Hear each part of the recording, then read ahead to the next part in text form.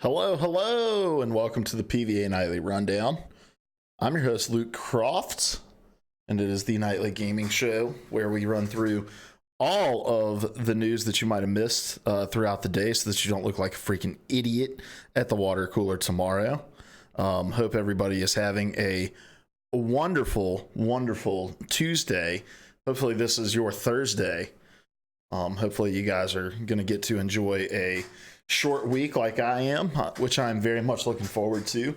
I get Thursday and Friday off, and so long 4-day weekend of just being able to chill. Also, I'm scrambling a little bit. My computer decided to crash at 8:55. I don't know what's been going on and why it's been doing that, but if it keeps it up, I will have to better assess. So, plan for today, PvA Nightly Rundown, happening right now. You're here for it. Welcome. You're part of the inside crew. We're going to run through all of the gaming news.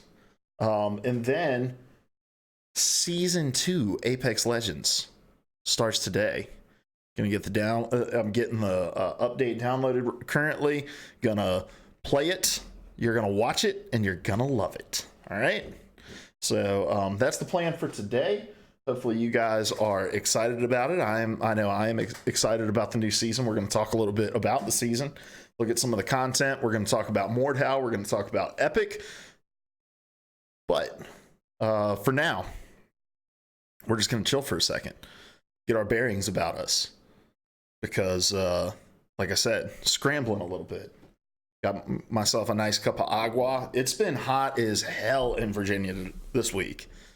We're talking like high 90s. And I work at a marketing firm in North Carolina.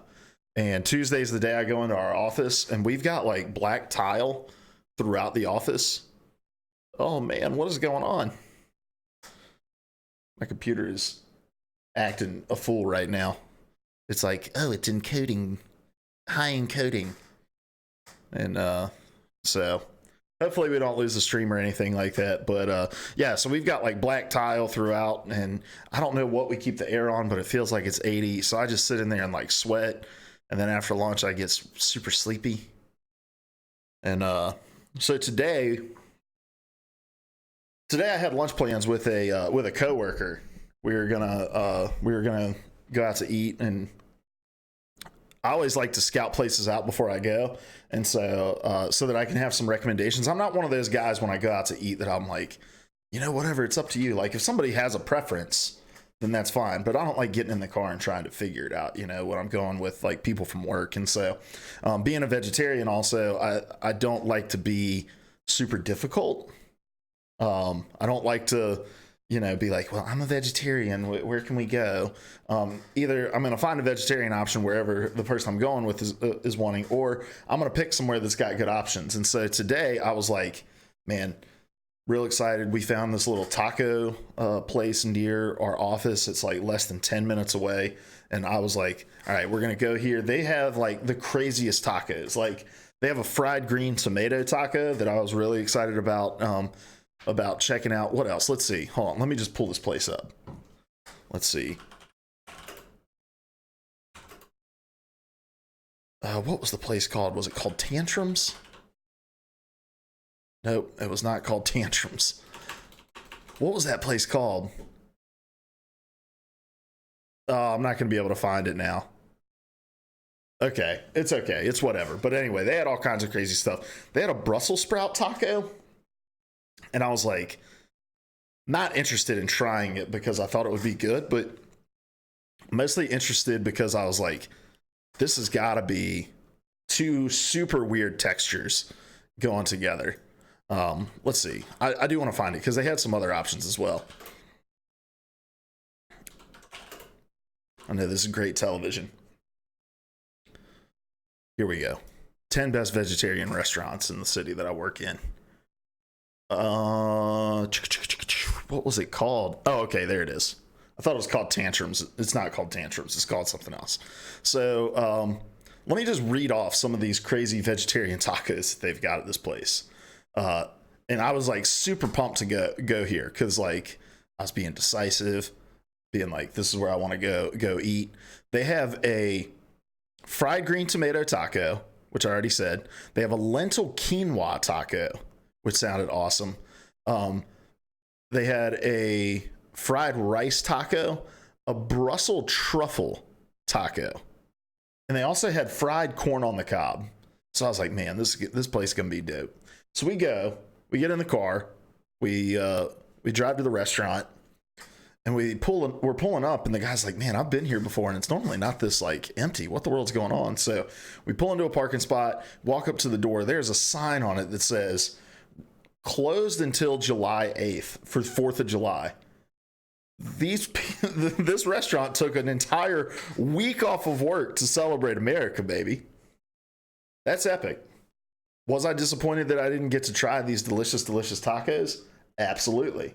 But we ended up going to this little Mediterranean restaurant, and when we walked in, I was like immediately overwhelmed because they had a bar that was like like a cooler that was about I don't know. It was probably double the width of this room that I'm sitting in right now, just filled with like all kinds of pasta salads and all kinds of craziness. And so I was like instantly overwhelmed walking into it. I was like, I don't know what it is I'm going to want to get here. Like the menu wasn't super helpful. It was like, pick any of the 2 things that you have here. And I'm like, there's so many options. So I get up to the register and I asked the girl that was working, I was like, what would you recommend? Like, what are some of your best vegetarian options? And she was like, I don't know. I don't really eat the food here. And I'm like, all right, well, that is promising for this dining experience that we're about to have. But ended up getting like a pesto pasta salad kind of deal with a veggie wrap, and it was actually really, really good. So, but I'm excited for these people to get back from their vacation and reopen their taco restaurant so that I can try some of these delicious looking vegetarian option tacos. But we're not here to talk about tacos, guys. We're here to talk about the gaming news, and we're going to start that with games that are releasing today. And as always, we pull this over from the Kotaku This Week in Games article. As you can see here, releasing today, we have Will, A Wonderful World on PlayStation 4, Final Fantasy XIV, Shadowbringers expansion on PS4 and PC, Cyverior Delta on PS4 and Switch, Red Faction Guerrilla Remastered on Switch. That's interesting. Red Faction on Switch. Very, very interesting. Dream Daddy, a dad dating simulator on Switch, another really, really popular game making its way over there. Soccer Kid coming out on PC. Gourmet Warriors on PC. Volin on PC, and Victorian Mysteries Woman in White on PC as well. So that's all your games that are releasing today. Let's jump into the news because I want to give myself enough time at the end of the show to make sure that I needed to update my Xbox, so now I want to make sure that that's done with, and that we're getting into the update for Apex. So, all right, guys. First item on the list: Sony adds Detroit Become Human to the PS Plus lineup for this month. This is from Javi Gwaltney over on Game Informer. What an awesome name, Javi. When I was growing up, I was a huge Braves fan. Watched the Braves with my grandma, like almost every single game of the season that was broadcast on TBS. And my favorite player of all time was Javi Lopez, the catcher for the Atlanta Braves. I wore number 8 in all the sports that I played because Javi Lopez wore number 8.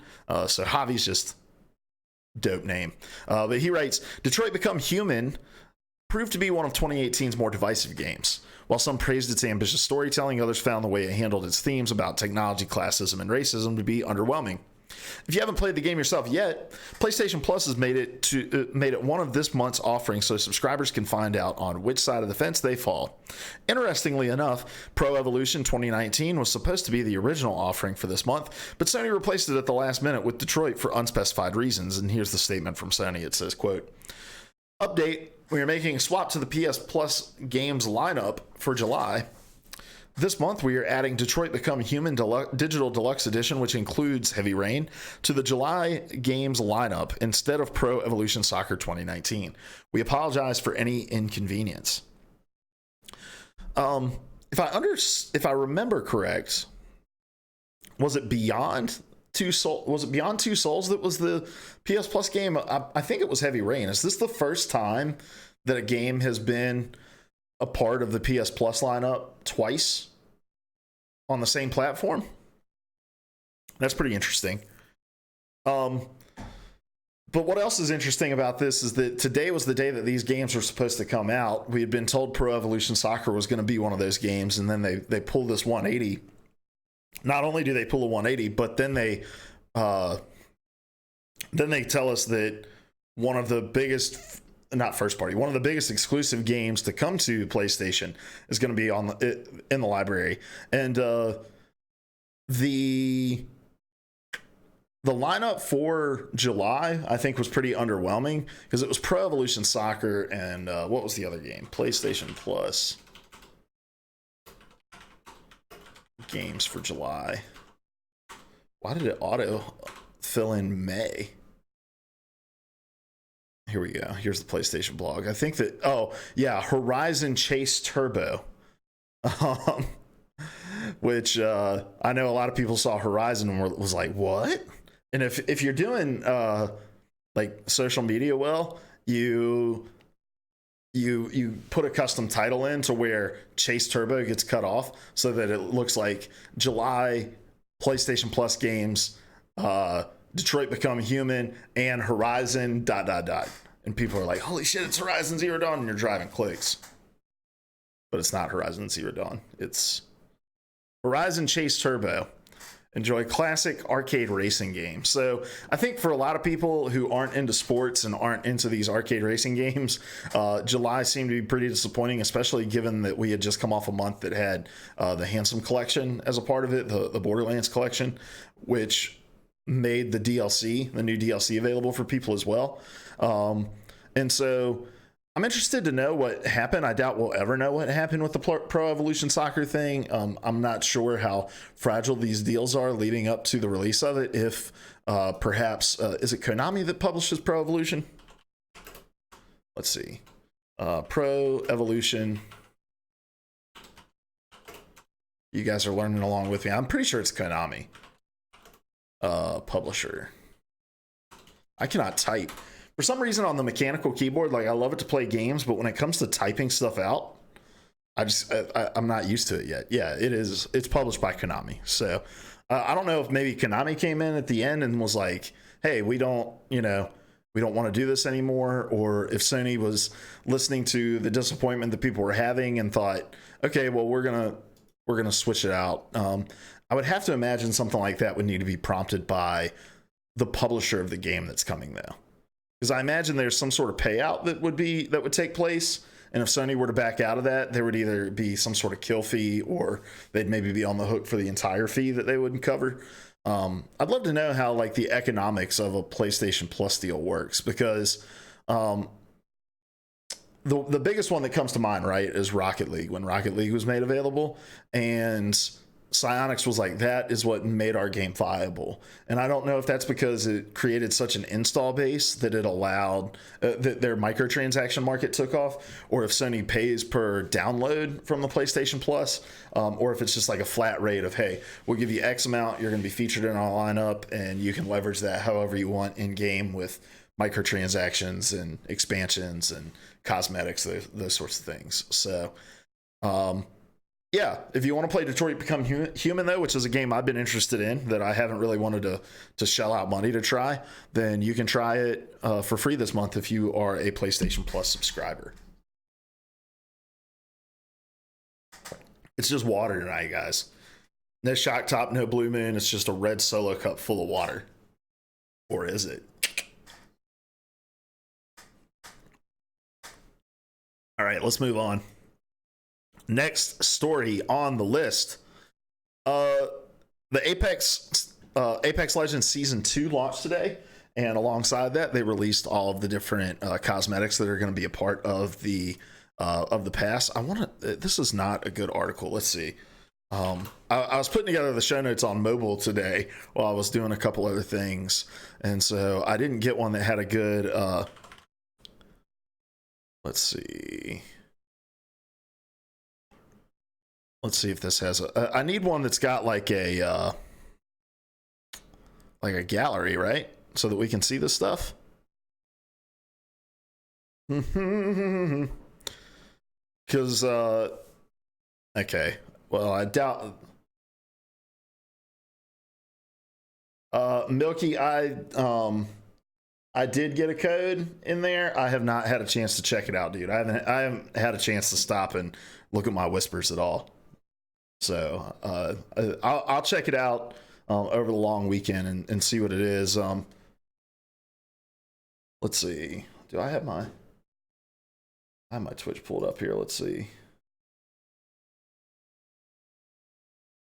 Okay, let's see. What game is this?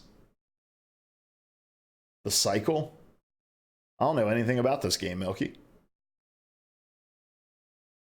The Cycle. Let's look up what this is. The Cycle trailer. Let's see how cool this is. Made in Unreal Engine.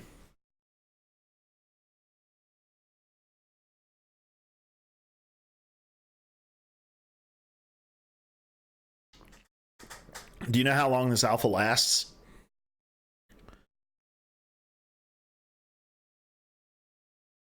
And is it closed? Like, am I able to stream this alpha? Is it behind an NDA? So it's like, all right, this looks pretty dope.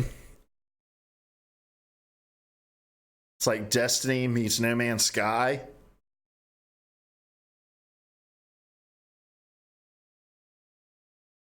Yeah, this looks sweet.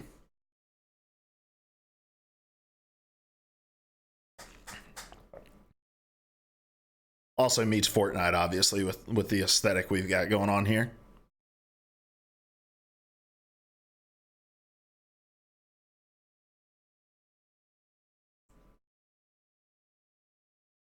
Nice.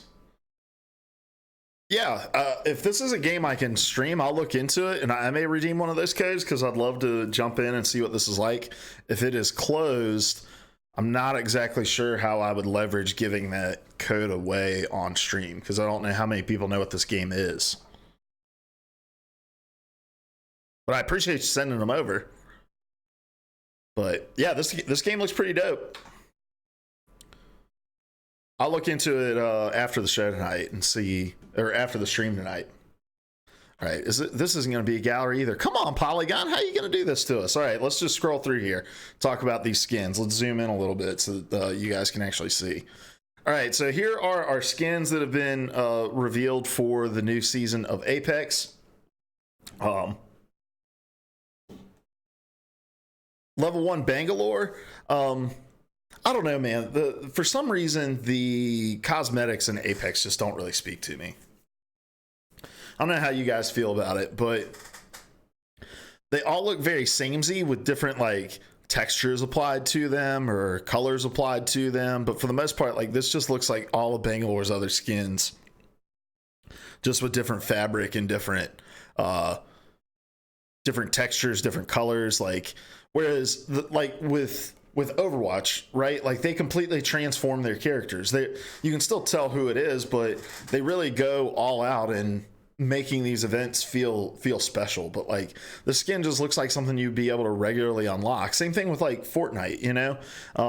For all of the shit you can give Fortnite, their approach to their battle pass and the just diversity of stuff that they release for it is undeniable. And for I was able to scroll through this before. Like same thing here with Gibraltar. Like this just, it looks like they took the same skin that Gibraltar uses and applied different textures to it. Oh, let's see. Oh, I can click on them and blow them up. Here's the Pathfinder skin. He's wood grained in this, which is pretty tight. With some accenting. He looks very steampunk-esque, very antique. This is a cool skin, but again, it doesn't seem that amazing. The caustic skin is pretty cool. this dope mask with the skulls on the sleeves. This looks very, very Destiny-esque. All these skins look very Destiny-esque, but it's probably just because of like the emphasis on gold that they're going for here. And then here's Watson's hot rod skin. I don't know what Watson's regular skin looks like, so I don't know how much of like a variation this is. And then we have Octane's Jade Tiger. This one's pretty cool with the tiger mask on it. Is that a like I don't know what this ball that's hanging off his hip here is, but so that's pretty cool. And then we get down in here to the weapon skins, and I have the like skull one for the dude. I could tell you the name of it if I was in the game, but like the weak sniper rifle that you can get, the like and so this kind of speaks to that's pretty cool. Then scrolling through the rest of these, they're just paint jobs, and they didn't really transform them very much in my opinion. Yeah, I don't know. Again, the season pass in the sense of like what they're aiming at people working towards just seems really underwhelming. And like there's not too much here that I'm like getting super excited about. And then your level 100 is the Iron Rampage. The Golden Rampage is your level 110.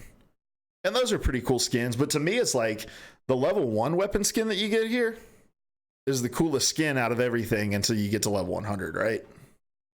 Like this skin's really cool. All the others are just like kind of generic pattern paint jobs. I don't know. I think that they're doing really cool things though with the competitive, the rank mode, which we talked about last night, and I think that that's really going to be the way you keep people engaged. That there's now a climb, there's a grind that they can go through. Next story on the list. Epic will refund backers of Shenmue 3 who are upset about the Epic Store exclusivity. I'm not going to read this entire article, but essentially Shenmue 3 brokered all these details you can find over here at this Charlie Hall article on Polygon, which is a guy who spent years in worship ministry. Charlie Hall is not a video game developer. He's a worship artist. But anyway, so you can read all the details here, but essentially to tell you the story of what happened. So Shenmue 3 is that weird ass game that got revealed. Not weird ass game, like everybody knows Shenmue, but it was that game that had that weird ass like development structure that was announced several E3s ago, where they were like, we're Sony, we got all the money in the world, but Kickstarters are the hot thing right now. Everybody wants Shenmue. We know we have all the money to be able to bankroll this project, but we want you to be involved in the backing of it. So standing on stage at E3, they asked their fans to go give money to a Kickstarter. And the game since then has gone through what has seemed like 75 years of development with delay after delay. And they finally announced that they had brokered a partnership with Epic Game Store, that their game is coming to that platform exclusively. And as the baby ragers on the internet tend to do, they were like, oh my gosh, why can't we just get this game on Steam? We want to get it on Steam. And they bitched about it. And EaseNet, the developers of the game, said, quote, we had originally planned for PC distribution through Steam in response to backers who have requested Steam keys for their rewards. We discussed offering the keys on the day of release. However, coordination with the sales policies of the involved companies was untenable, and as a result, we are not able to make a day one distribution option for Steam keys available. The fact that they left out the details of who is borrowing who, I think is really interesting, that they're trying not to burn many bridges.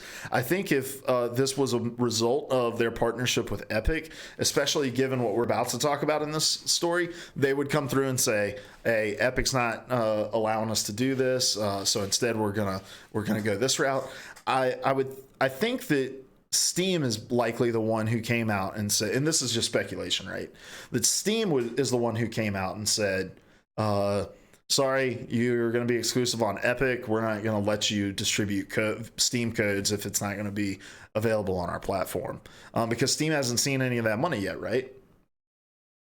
So the post goes on to explain that you can either get a physical product or you can get a digital game code for Shenmue 3 via the Epic Game Store or on PlayStation 4.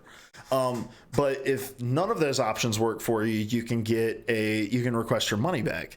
And there's going to be some restrictions. It's going to be limited to those who backed at a certain tier. But and people who are lower may not be able to.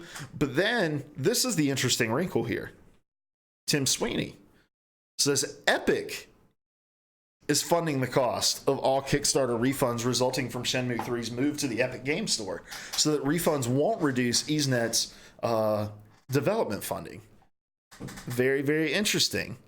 And then he moves on to say, quote, when future games go Epic exclusive after offering crowdfunding rewards on other PC stores, we'll either coordinate with colleagues at the other stores to ensure key availability in advance, or guarantee refunds at announcement time, end quote.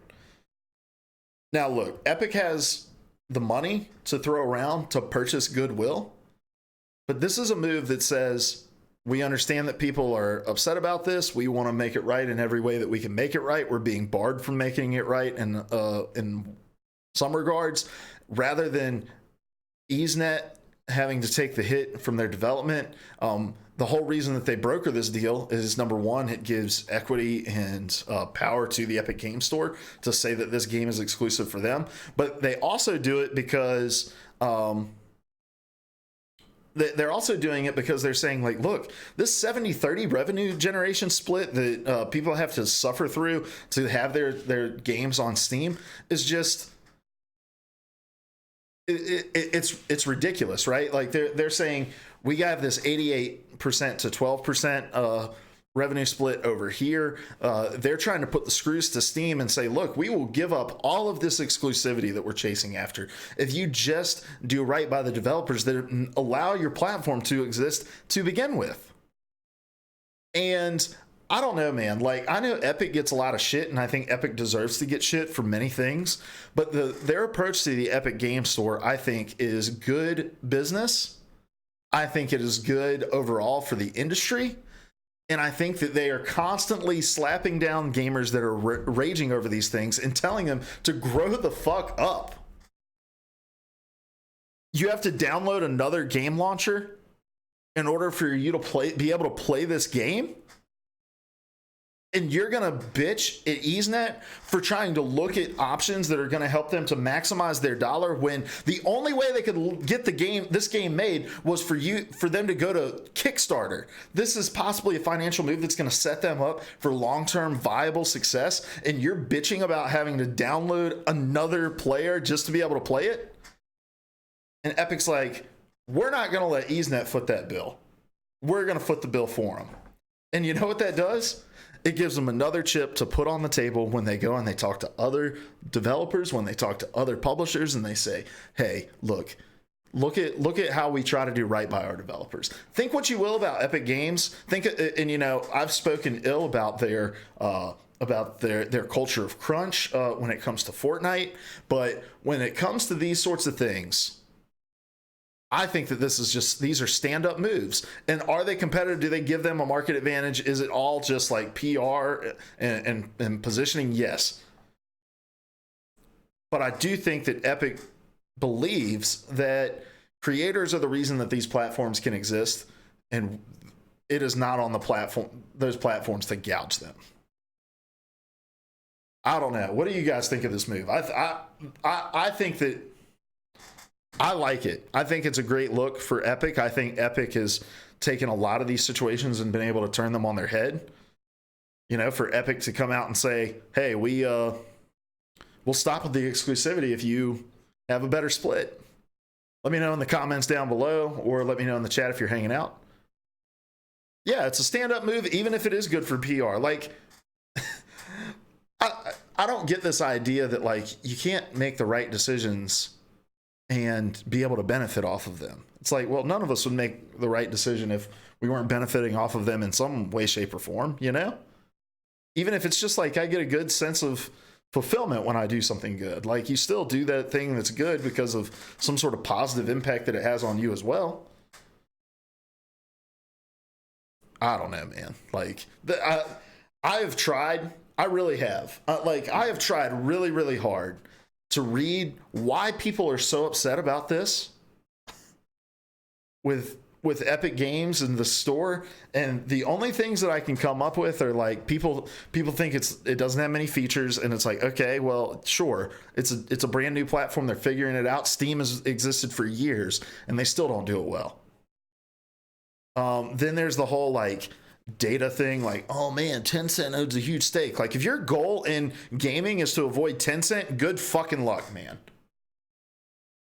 Good luck avoiding Tencent in today's world. And we've done this on the show in the past, but go look at the companies that Tencent owns stake in. Nearly every single major publisher. Nearly every single one. So this idea that like, oh man, they're data mining. And those same people who are like, we need to avoid Tencent are like, fuck yeah, Google Stadia, man. Going to get the Google Stadia. And it's like, that is literally just a data streaming box. You don't trust Tencent with your data, but you're going to willfully give it over to Google? So I don't know, man. Like, I can't wrap my head around why this Epic versus Steam thing even makes any sense to begin with. And if anybody has an argument and wants to enlighten me, I am more than open to it. But I keep reading these stories about Tim Sweeney and the moves that Epic is making, and I'm like, that's business, baby. And it's good business. It's good PR. It's good for developers. It's good for publishers. It's good for gaming, I think. Next item on the list. There's a new Rainbow Six Siege event, and it looks pretty cool. This is from Nathan Birch over at WCCF Tech. Says Ubisoft does a pretty good job of keeping Rainbow Six Siege updated with a steady flow of new operators, maps, and other content, but they don't do as many special limited time events as other live service games. To my recollection, the last one was the Outbreak mode way back in early 2018. Well, surprise. Ubisoft just launched the new Wild West themed Showdown mode, which takes place on an all-new map, Fort Truth. This event does not appear to be part of the current Operation Phantom Sight season, but rather an extra little summer treat cooked up by Ubisoft. Here's the trailer. We're going to watch it.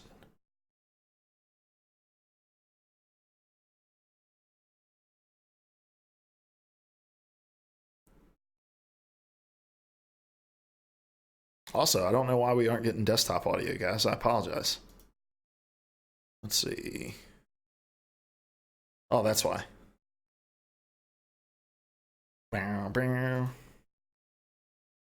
that didn't work either.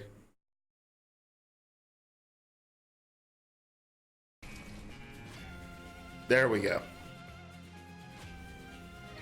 3 attackers, 3 defenders. Looks very, this is Red Dead Redemption in Rainbow Six Siege. Looks dope. Dude, Ubisoft has figured these games out, right? Ubisoft has like completely figured out how to do games of service. Keeping things fresh, throwing things out there. Rainbow Six Siege is going strong. And so if you're into it, jump in, try that out. I actually bought Rainbow Six Siege like a month ago, have it installed, have not tried it yet. I need to try it. It seems like a game that's right up my alley, but I'm like, I don't need another competitive game to get into. I'm already like really into Overwatch. I'm starting to get into League. Like, oh man, today, so yesterday I appeared on Project Esports. You can go check out the episode live on podcast services everywhere, but just search Project Esports. We ended up talking very briefly about the 2K League, the NBA 2K League. And I'm a huge basketball guy. I've been playing NBA 2K for years. Back when I was in like early high school, maybe late middle school, my brother took me to the mall in a town about half an hour away, and they used to have a pool table.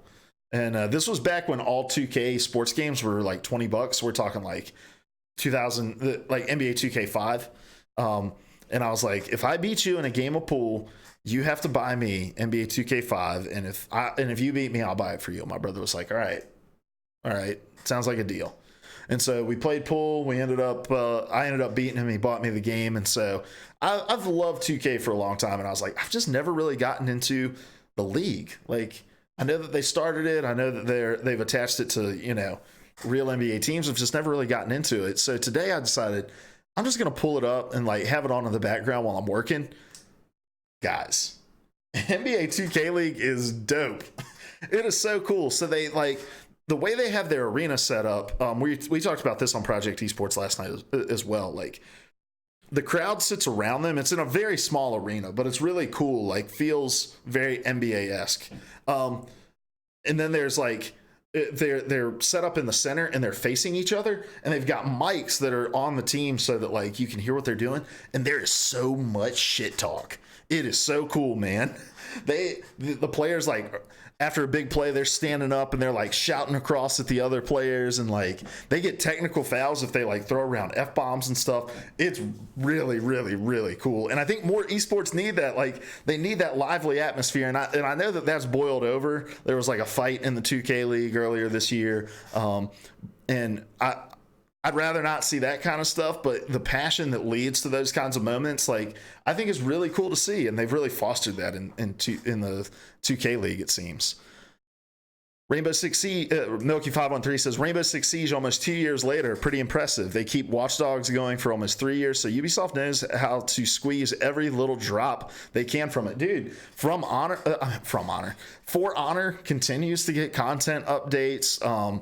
You had Ghost Recon Wildlands that was continuing to get updates as well. Assassin's Creed Odyssey continuing to get updates. Like, they know how to massage their games. And I think that when people buy Ubisoft games now, the meme used to be, right, like, oh man, we're buying Ubisoft games, can't wait for the server issues.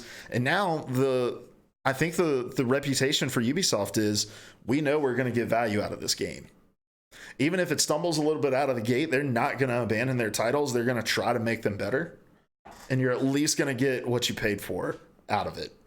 And that's really cool. So it's seeing events like this in Rainbow Six Siege pop up. That's another esport I'd love to get into a little more, because I think people who play that at a really high level are insanely ridiculous. And so, yeah, you can go check out the new Wild West themed showdown mode, the 3v3 mode taking place on the new map Fort Truth right now. Right now. So I think so. I think it's right now. Yeah, it's available now. It's going to continue through July 16th. Next item on the list. So Mordhau's toxic. And it doesn't seem like the creators of the game really care, or that they have a very poor perception of how to not have their people be toxic. So this is from Dalton Cooper over at Gamerant. Says Mordhau, the medieval combat multiplayer game, has become much more popular. That's a miswritten sentence. Than anyone could have guessed. However, Mordhau has struggled with a toxic community where the developers themselves have admitted that there is, quote, a lot of racism, end quote, found in their game's chat. Hold on, like a somebody says, well, what's going to happen if it doesn't happen? I just don't see it taking place in today's time. I'm sorry, I'm not sure what you're referencing here. If what's going to happen. While you respond there, I'm going to keep reading. It says the toxic community is one reason why Mordhau developers Triturnion have been hesitant to expand the game's customization options to let people play more than just white male characters, but has discussed the possibility of giving players the option to toggle other races and genders on or off. This is according to Mordhau developers Mike Desrosiers and Andrew Giach, who spoke to PC Gamer about the game's toxic community. Triturnion hopes that the option to toggle non-white males on and off will perhaps be one way to avoid making the game even more toxic. Quote, whatever stance we take officially, some group of people are going to be upset with us. And so ideally, we put the power in the players' hands and give them the option to enable and disable different users. End quote. Triturnion feels as though the realism complaint some gamers would have if Mordhau were to feature characters other than white males is, quote, valid, end quote. PC Gamer later asked for clarification that it was being discussed that players would be able to disable female, black, or Middle Eastern characters. Quote, yeah, that seems to be the current thinking. It's not set in stone. It depends how our community is in the future. Maybe if it calms down in the future, the game still has a lot of players, a lot of toxicity, a lot of racism, a lot of politics, everything. People argue in chat about all sorts of nonsense, end quote. Like somebody says, I just don't see how you can stop racism in games. No matter what you do, we will always have people saying whatever they want. And look, I agree with you. There's always going to be racism in games. People are always going to be assholes. They're always going to be toxic. But I think game makers have a responsibility to take a harder stance on these sorts of things than just, we want to leave it up to the players.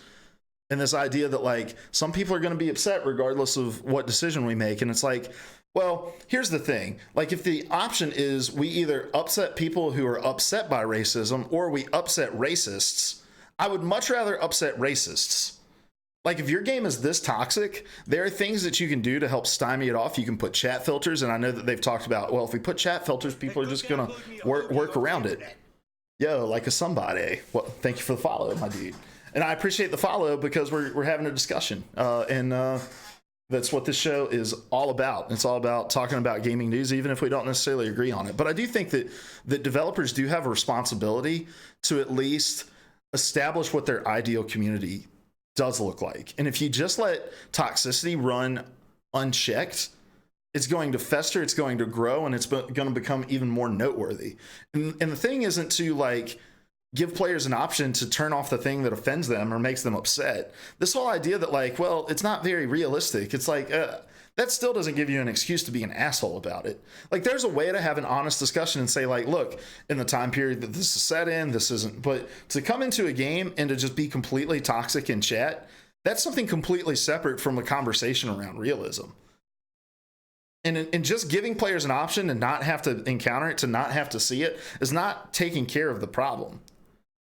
And I don't know, the trend over the last couple days has just been people who have failed to take responsibility of their own actions. Yesterday, I went on a very long rant about Dr. Disrespect kind of handing over the responsibility to the character that he created rather than taking on personal responsibility himself. And with this story, the Mordhau developers seem to be passing the buck off onto the community, saying that, we'd rather not really take a stance on that. And it's like, well, by not taking a stance on it, you've taken a stance on it.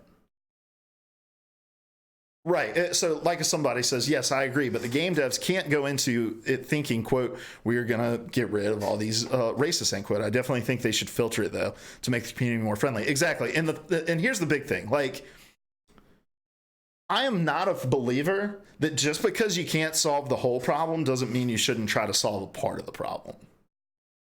And I think that so often we resign ourselves to like, well, this whole entire fucking system's broken, and so why would we try to even make it just a little bit better? And the fact that it doesn't seem like they really care about making it better in any kind of way that punishes players that do this. At the end of the day, like, you establish your terms of service, you establish what you will and won't ban people from. And the thing is like the easiest thing to prove toxicity from are chat logs. That's why, like, so I'm a big Overwatch boy, if you're new here, like somebody. Big Overwatch fan, huge Overwatch fan. If you, people who go into Overwatch and type the N-word in chat are the stupidest fucking people in the universe. And I'll immediately report anybody who just drops the N-word in chat. And it's so stupid because it's so easy for Blizzard to go back and look at the chat logs. It exists in perpetuity. You can't go back and delete that chat log. And so if the big problem with toxicity and the racism is in the in-game chat with people typing, that's easy. That's easy to go back. And you may say, well, people are going to work around it. Well, then you put a reporting system in your game. And if a guy like me is playing with some asshole who's being racist in the chat and I report it, you can go back, pull up the chat logs. Oh, yeah, that person's being racist. Sorry, that account's banned.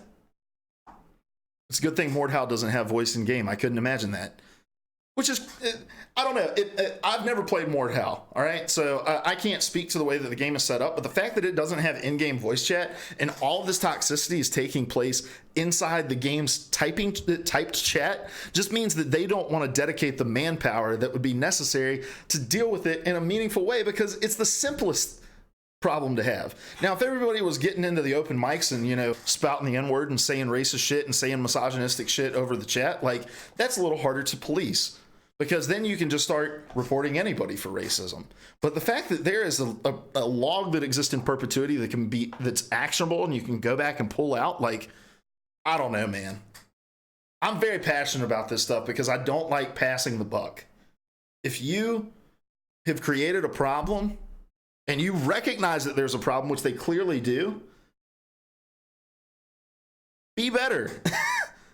Take care of it. Come up with a solution. Come up with a solution that's much more graceful than, oh, well, we're going to just make it so that you don't have to look at the thing that offends you. I don't know. I don't know, man. Like, I just think that there are steps that can be taken, and I don't like when people pass the buck. There's nothing that will get me to not play your game faster than not taking responsibility for situations that you yourself have created. And then they did, I do want to note that the Mordhau Twitter page did come out and dispute it, said, quote, "We do not, nor have we ever had plans to add a toggle to hide other ethnicities or disable characters that aren't white in Mordhau," end quote. Any claims to the contrary, oh, I'm sorry, that wasn't the end of the quote. It continues, "Any claims to the contrary are false. Official statement coming soon." And then the official, at the time of this writing, the official statement had not been put in. I'm very into Mordhau. I love it. This is from like somebody. Most people are very friendly and nice, but the new players who have come and expect to be gods are the ones who are toxic. They kill it over and over and then drop the N-bomb in the chat. I have seen a lot of server admins kicking for racism, which is good. And yeah, look, I think that the next best thing is for the community to take a stand against it. Yo, what's up, Ryan, bro? Welcome. Been a while since I've seen you around here. It's good to see you in here.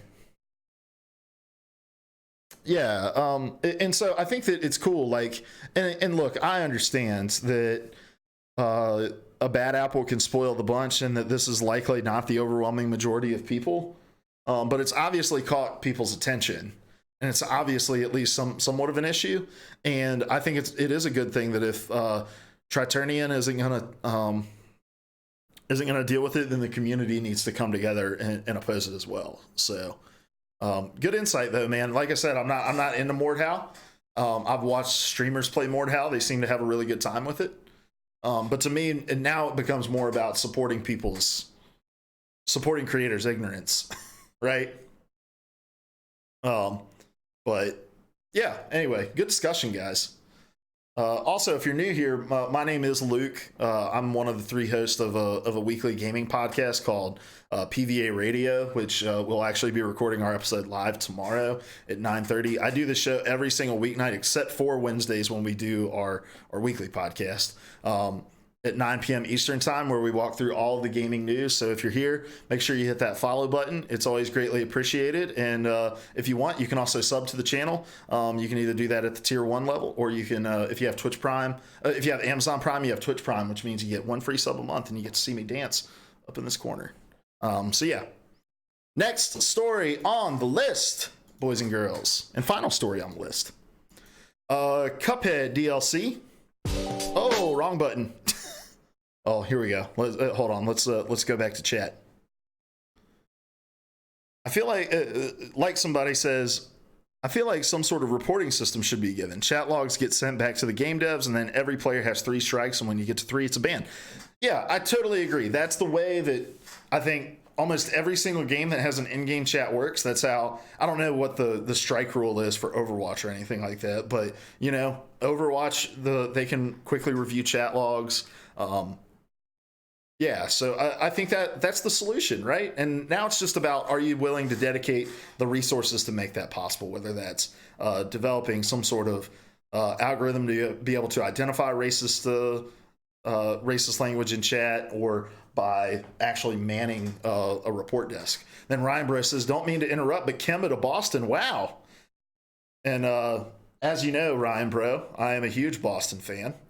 And I'm very excited about Kemba. I live near Charlotte. I go and I watch Hornets games every a couple times a year, and I love watching Kemba play. I've had Kemba on my fantasy team in my big league, and so I'm excited to see him come to Boston. But enough NBA talk. Except if you want to hear me talk about the 2K League, I did that at not length, but for about 3 or 4 minutes earlier in the show. You can go back and watch the VOD. All right.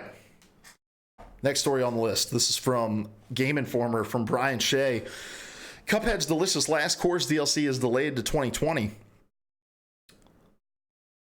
Oh, here we go.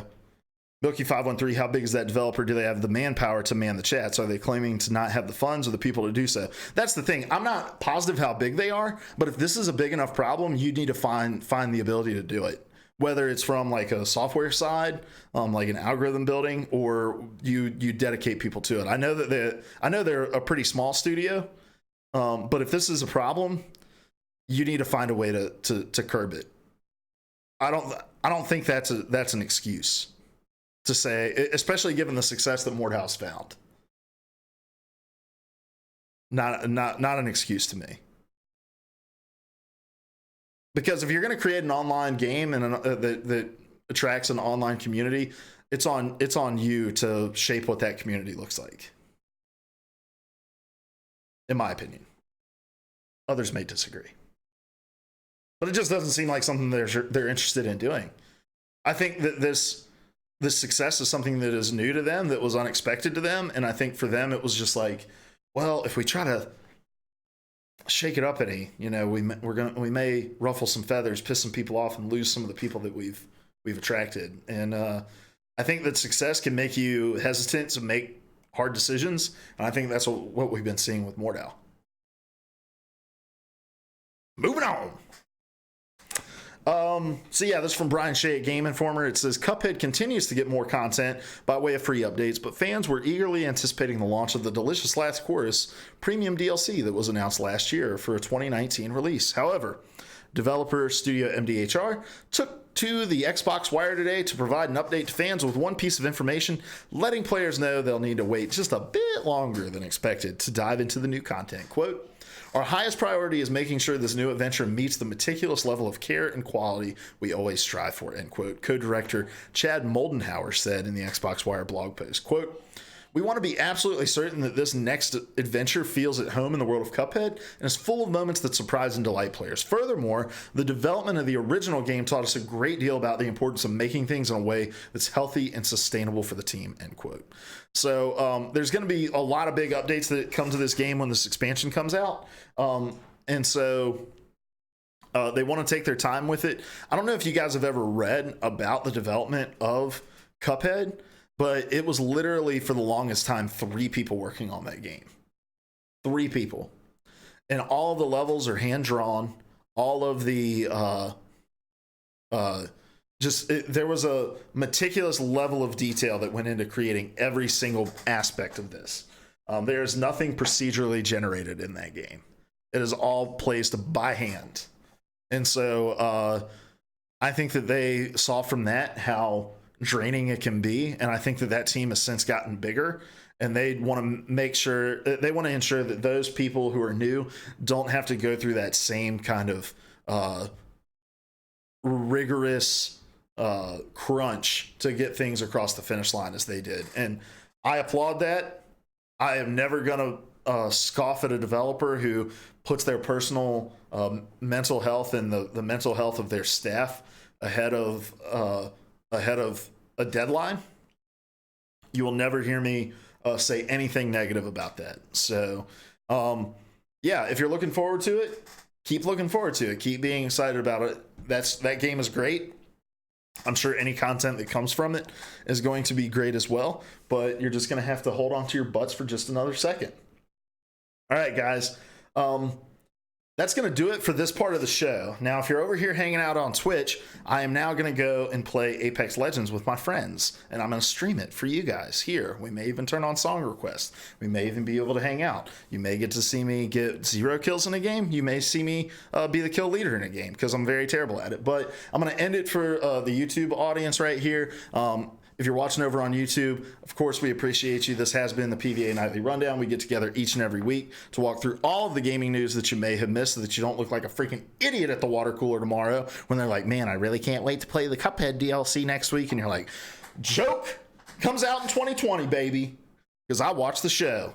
We do this every night. Every weeknight, 9 p.m. Eastern time over here on twitch.tv/PVA radio. If you want to be a real gamer, you'll come and check it out there. If you want to keep being a fake gamer, watch us on YouTube. But if you're watching on YouTube, make sure you hit that thumbs up button and the subscribe. And until next time, we love you. Goodbye.